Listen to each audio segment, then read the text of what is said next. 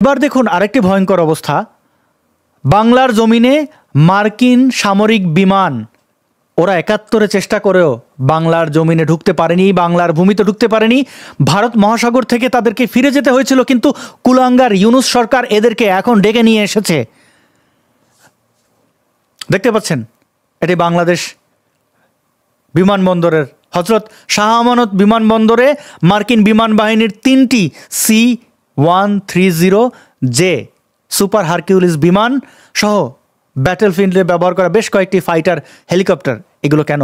শত্রুর সীমানায় ঢুকে বিশেষ অপারেশন কিংবা উদ্ধার অভিযান, যুদ্ধের ময়দানে ভারী ট্যাঙ্ক কিংবা ভূমিকম্পে বিধ্বস্ত কোনো প্রান্তরে ত্রাণ পরিবহন, এমন অসংখ্য কাজে পরীক্ষিত এক আকাশযান C-130 হারকিউলিস।